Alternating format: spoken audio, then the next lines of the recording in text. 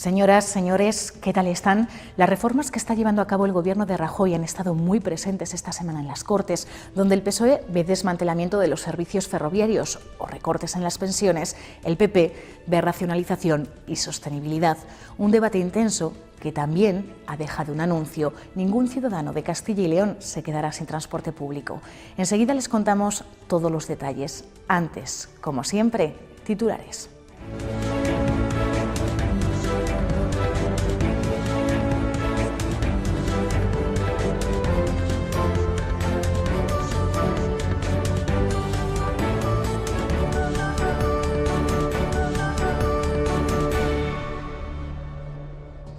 La reforma de la ley del aborto se cuela en el Pleno mientras el PSOE reclama la libertad de la mujer a elegir.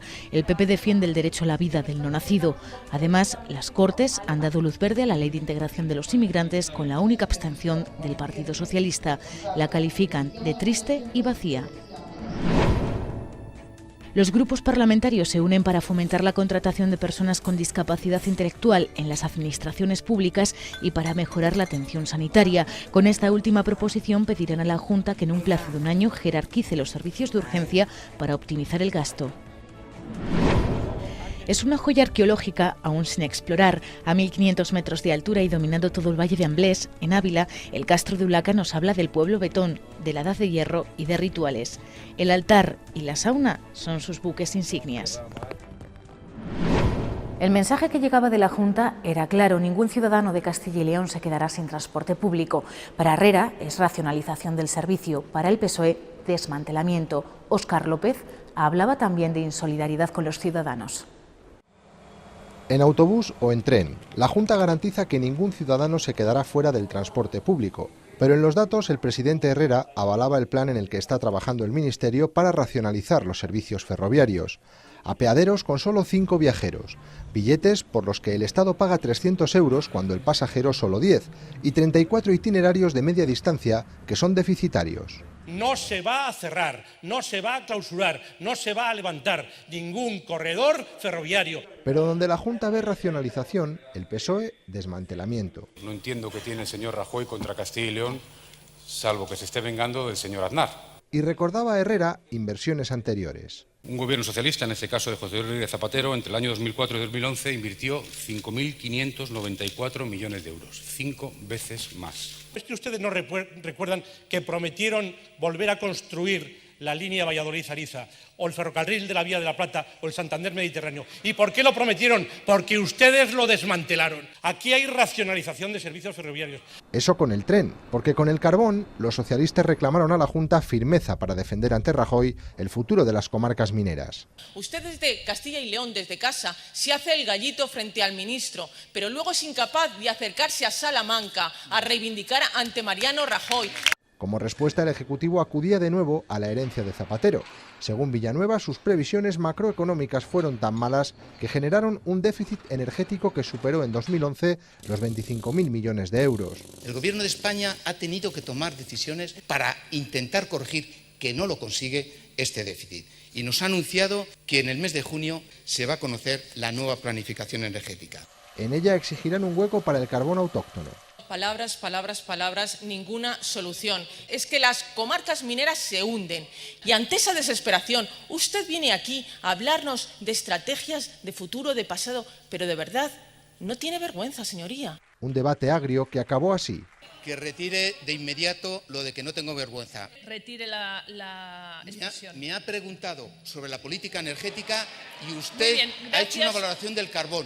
Formule correctamente su pregunta. Gracias, señor.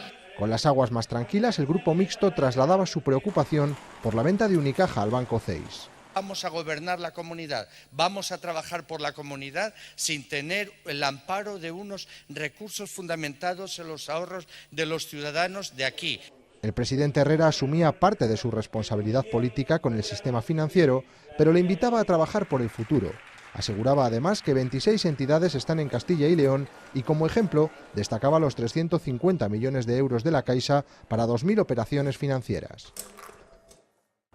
Pero las reivindicaciones al Gobierno de Rajoy no cesaron en toda la sesión plenaria, con las reformas de Wert, Báñez y Gallardón como protagonistas. En una de esas propuestas, el PSOE trató de arrancar el compromiso de todos los grupos para reconocer la libertad de las mujeres a elegir, pero el PP no lo aceptó.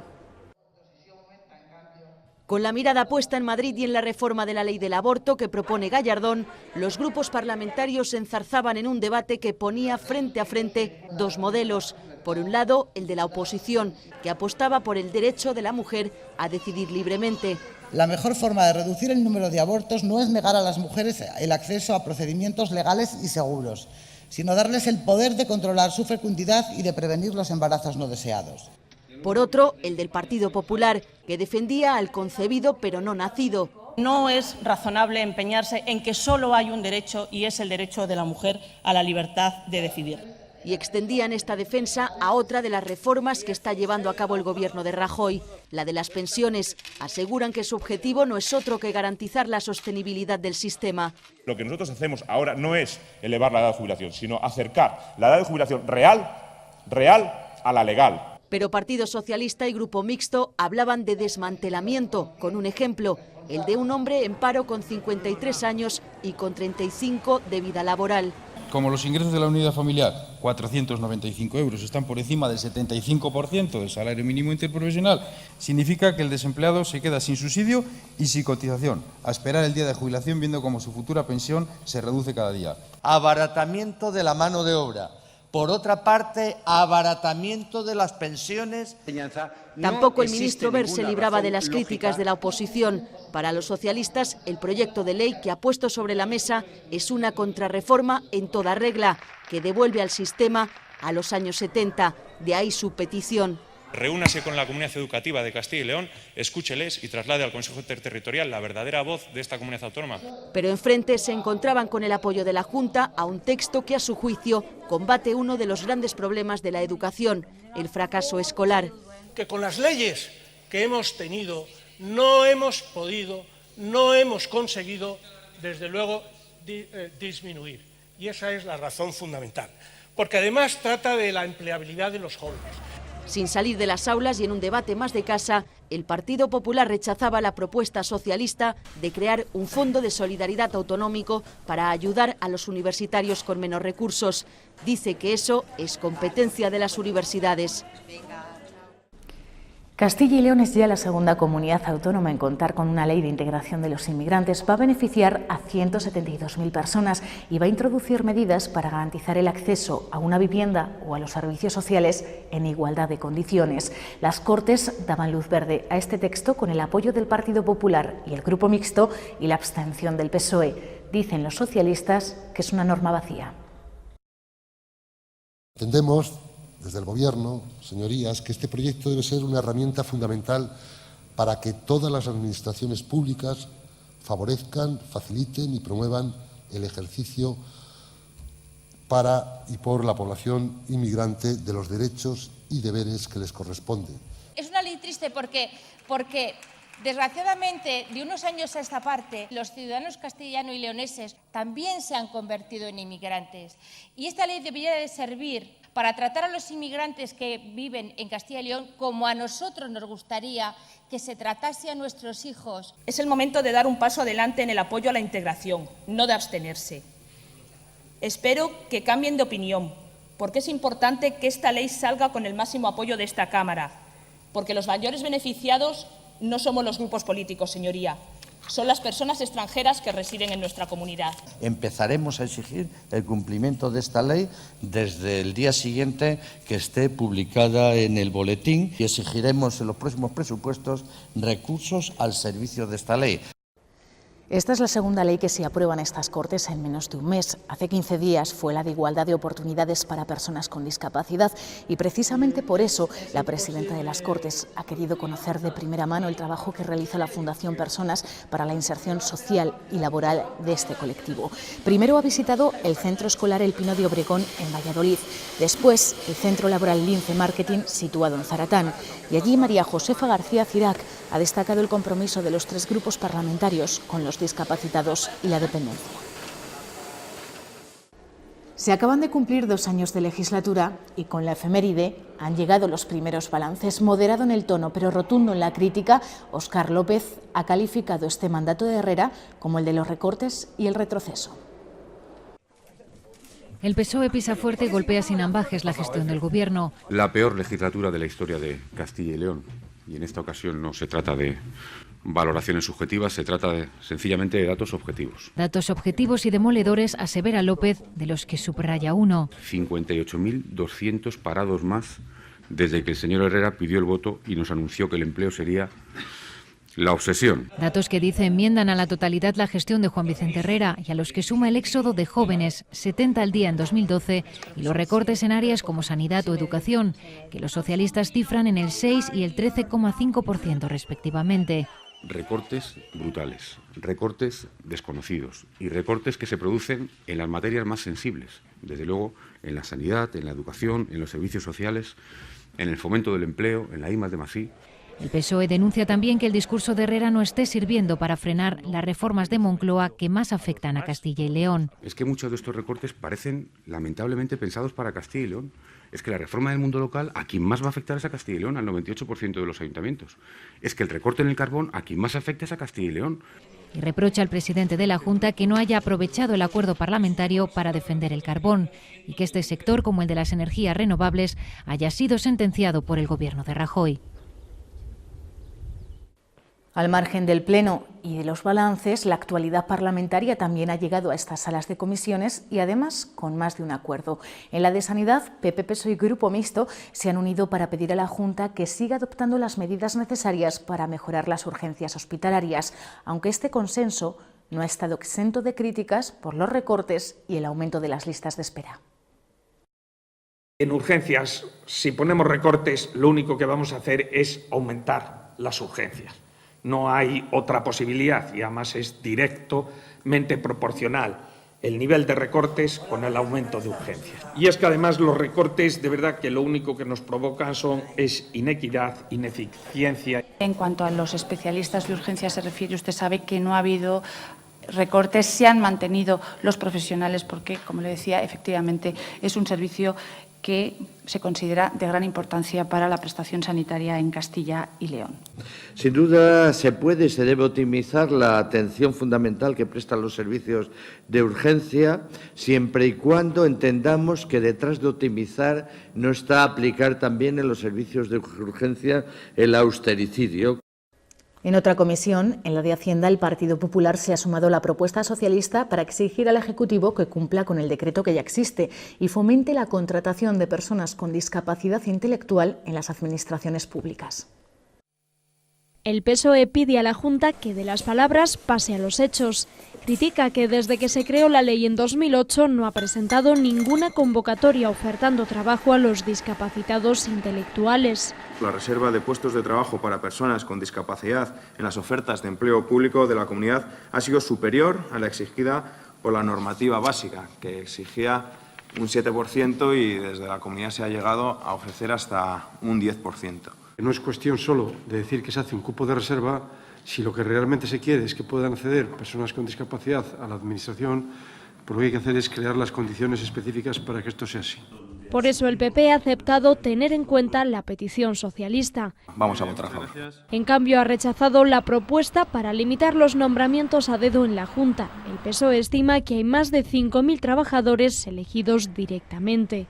No puede ser que los niveles de jefatura de servicio, que son las verdaderas unidades operativas en la administración pública, estén reservados a los amigos. Genera que los profesionales, en lugar de estar atentos a su formación, en lugar de estar atentos a su especialización, pues lo que se genera es una lógica del peloteo. Son mínimos los puestos eventuales que se cubren para cargos de confianza en el conjunto de la Administración autonómica, prácticamente reservados a los puestos de los gabinetes de comunicación de los consejeros del Gobierno autonómico y a la Secretaría del presidente de la Junta.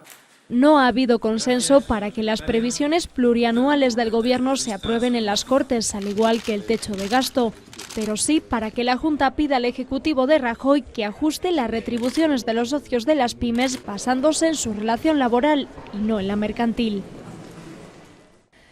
Aunque es una decisión pactada y es temporal, el PSOE ha vuelto a pedir a la Consejería que cumpla con lo prometido y abone cuanto antes lo que debe a las comunidades de regantes para que puedan pagar los intereses de los préstamos que han tenido que pedir a un banco para modernizar los regadíos, una iniciativa parlamentaria que no era nueva y que volvía a contar con el rechazo del Partido Popular. Dicen que no se debe nada a las 3 comunidades de regantes de Salamanca que protagonizaban esta comisión. Aquí no estamos discutiendo sobre la política de modernización de regadíos, sino de algo más concreto, más colateral. ¿Cómo afecta la política de recortes a los agricultores y ganaderos de Castilla y León? Y como ejemplo, la situación de 3 comunidades de regantes de Salamanca. Saben que desde este año ya no reciben la ayuda de la Junta para modernizar sus regadíos. Ha sido un acuerdo pactado y temporal hasta 2016. Pero lo que se han exigido en esta comisión es que se les abone cuanto antes las facturas pendientes de 2011 y 2012. Retrasos, retrasos y retrasos. Es difícil de entenderlo, es difícil de justificarlo. El PP se apoyaba en los datos para rechazar la propuesta socialista. En la actualidad no hay pendiente de pago ningún importe. Y defender la decisión de la Consejería de paralizar estas subvenciones. No se elimina en ningún caso ese compromiso de subvención, sino que se pospone hasta el año 2016. Cuando se hablan con estas personas afectadas, lo que no acaban de entender que como por motivo de la estabilidad presupuestaria, y la respuesta que te dicen es clara. Dice, bueno, pues que no asuman más compromisos. Pero los compromisos que ya estaban asumidos, que los cumplan. Precisamente el grupo mayoritario se acogía a este principio de estabilidad presupuestaria para rechazar también otras 2 propuestas del PSOE en las que pedían garantías para los grupos de acción local. Tienen menos dinero para sus gastos de funcionamiento. Que si para la parte productiva hemos entendido necesaria esa minoración en los gastos, ¿cómo no va a ser necesaria esa minoración en los gastos de funcionamiento, que al final efectivamente son gastos de personal? Podríamos haber estado hasta de acuerdo de que a la hora de priorizar el recorte hubiera sido aquí. Lo que no entendemos es que si ha habido ese recorte del 30%, no ha habido un ajuste en los tiempos. Es decir, con 6 millones menos de euros, la Junta de Castilla y León pretende que esto se mantenga igual hasta el 2015. Aunque el PP recordaba el esfuerzo de la Consejería por minimizar el impacto de esta reducción. Según sus datos, cada grupo de acción local recibe al año una media de 84.000 euros para su día a día. La palabra recortes también ha sonado mucho en la Comisión de Fomento por la decisión de la Junta de cerrar el Centro de Investigación de Balonsadero en Soria. A pesar de la insistencia del PSOE para conseguir su reapertura, el Partido Popular ha justificado la medida por razones de eficiencia. Ahora, los proyectos de investigación forestal los están llevando a cabo otras instituciones como el CSFOR, el Centro de Servicios y Promoción Forestal. Cerró sus puertas en junio tras 25 años de trabajo y desde entonces todos los proyectos de investigación que aquí se venían desarrollando sobre micología forestal o sobre la selección de maderas nobles los están llevando a cabo otras instituciones. La situación económica y la necesidad de buscar la eficiencia obligaron a ello. Y en este sentido, el cierre de este centro evita duplicidades y favorece la coordinación y el intercambio entre los centros de investigación forestal que existen en la comunidad. Pero para el PSOE, decisiones como esta invitan a la fuga de cerebros. Significa tirar a la basura todo el dinero público invertido y seccionar todas las posibilidades de desarrollo en las áreas en que allí se investiga, así como la pérdida de ese conocimiento que genera la falta de investigadores. Aquí trabajaban 12 personas y solo 5 han sido recolocados. Insistencia del PSOE para conseguir la reapertura de este centro de Balonsadero y petición también para recuperar el transporte de viajeros entre Villarino y Salamanca los lunes y los sábados. Estas medidas entendemos que no comulgan en absoluto con la política de fijación de población en la comunidad.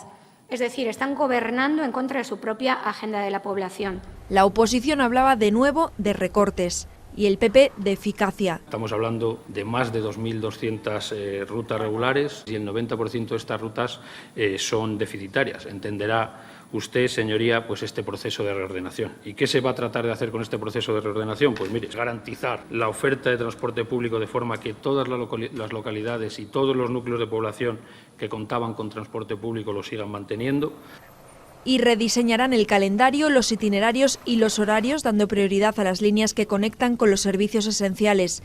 Esta proposición del PSOE tampoco salía adelante. Y de arqueología les seguimos hablando, en concreto de las piezas recuperadas por la Guardia Civil y que supuestamente proceden de yacimientos de Castilla y León y Aragón. Llegaban a la Comisión de Cultura, donde también se abría la posibilidad de integrarse en la Red Internacional de Turismo de Wolframio, que está poniendo en marcha la vecina Portugal.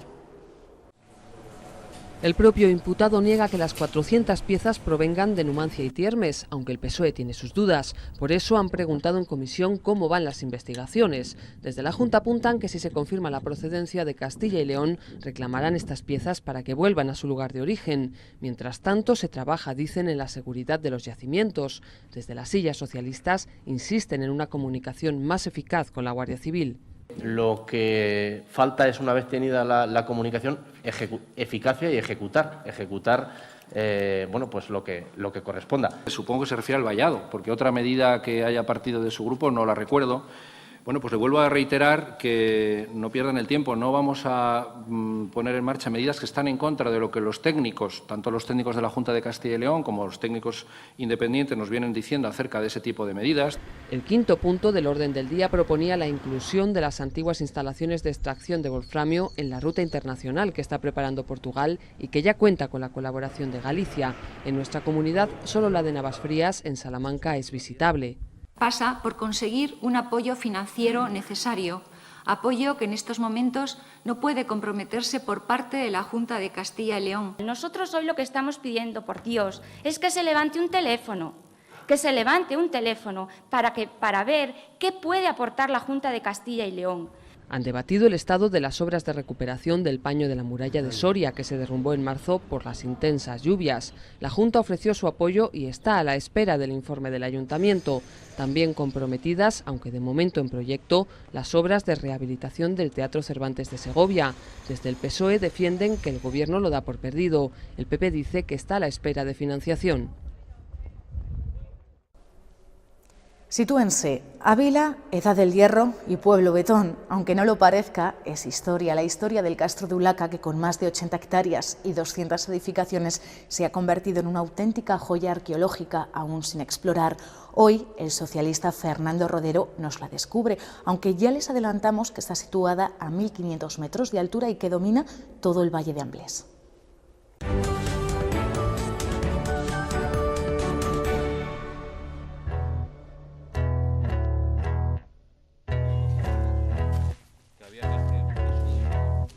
La ciudad de Ulaca, ¿no? Porque es como todos los vecinos conocen a este lugar, la ciudad de Ulaca.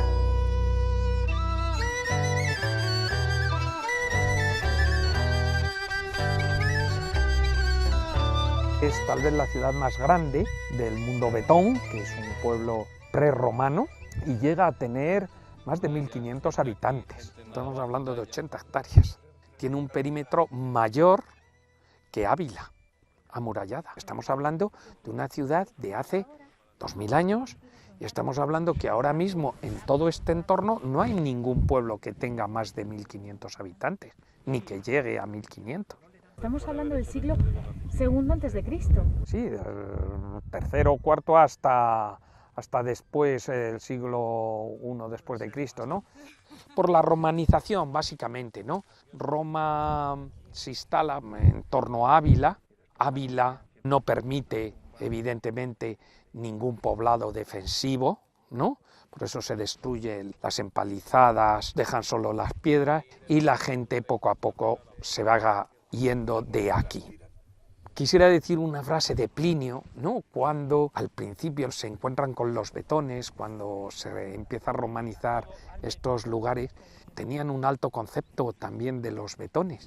Decían que eran guerreros y gente que tenía unos desplazamientos absolutamente rapidísimos. Decían que sus caballos, sus yeguas, eran tan veloces que estaban fecundadas por Céfiro, el dios del viento, porque era imposible seguir a las patrullas betonas en sus caballos, ¿no? Es uno de mis rincones por muchas razones. Es un lugar súper interesante desde el punto de vista histórico, forma parte evidentemente de nuestro patrimonio y después tiene un halo mágico, es en donde se une total y absolutamente el patrimonio natural con el patrimonio cultural.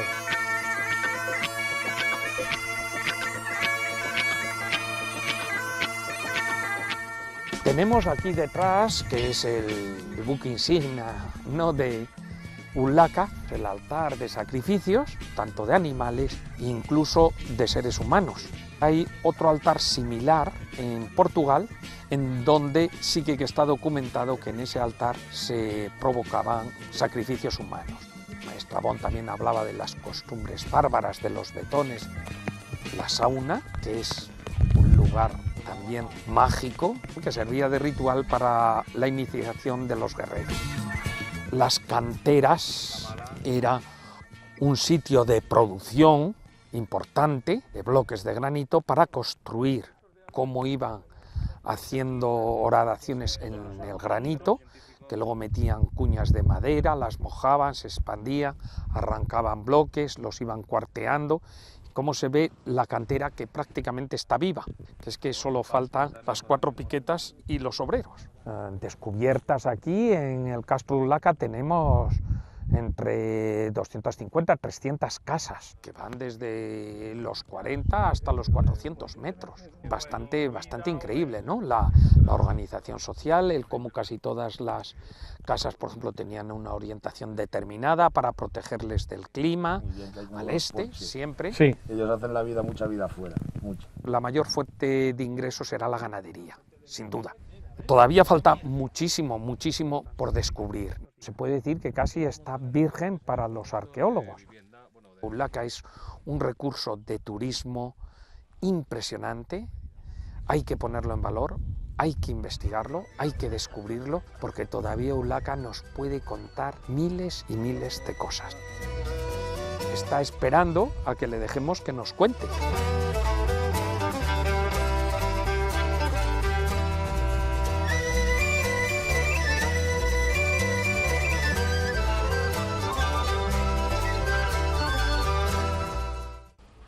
Con este viaje a nuestro pasado nos despedimos por hoy. Ya saben que la actualidad parlamentaria volverá la próxima semana aquí, a nuestras Cortes. Sean felices. Adiós.